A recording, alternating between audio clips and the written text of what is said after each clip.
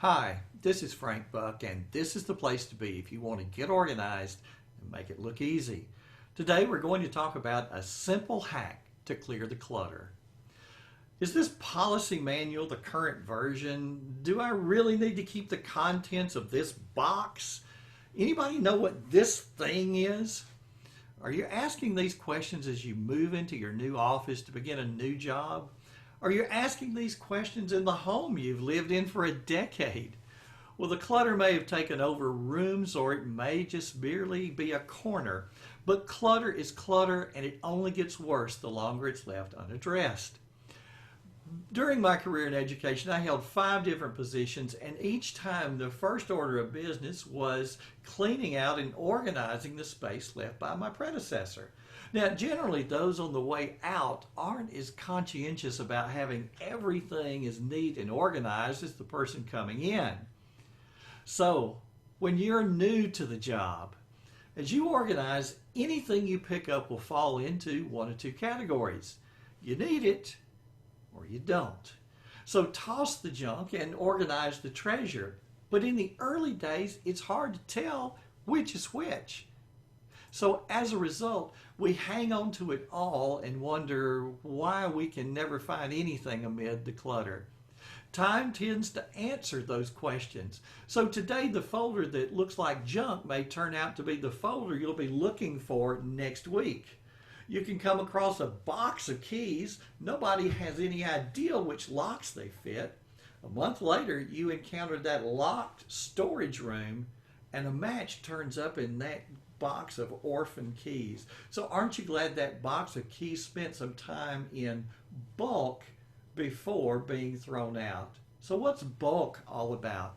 I would encourage you to establish some place in your new office or your new workspace that you call bulk. It's a place for any item that's of questionable value until you can make a better decision about its usefulness and where it needs to live. The decisions are small, but they're necessary ones. The bulk space can be a designated shelf in a storage closet or a cabinet. It can be an empty drawer in a filing cabinet or credenza. Two basic requirements, though, make the concept work.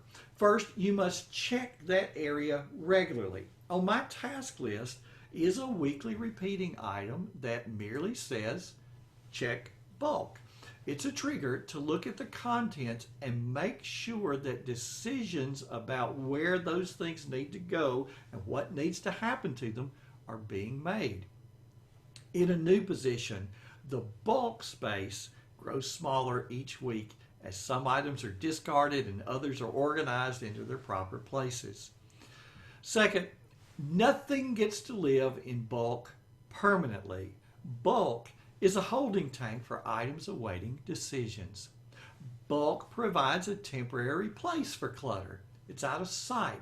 It's not occupying a corner in your otherwise pristine office. But it's not out of mind. You're regularly visiting that space and asking tough questions about what's there, its usefulness, and where its present home needs to be. So let's talk about the bulk space going forward. Once the clutter's gone, that bulk space takes on a new and useful purpose. A microscope needs repair, and the plan to deliver it to the proper person, well, that person's coming on Friday. So where do you put it from now until then? Well, or you have a box of books to donate to charity and you plan to take them on Wednesday of next week. Well, what are you going to do with the box of books there? Too often they sit in the corner or they sit on your desk. So what do you do with those books until they are distributed to their proper places? Do you really want the corner of your office being bulk? So put those items in your bulk space. You know, you've heard the expression, a place for everything and everything in its place. Well, for those items that don't have a place, set up that bulk. It gives a home to things that don't have a home until you find a home or send them on their merry way. Easy tip, easy technique. Set up your bulk today. Thanks for stopping by. This has been Frank Buck, helping you get organized and make it look easy.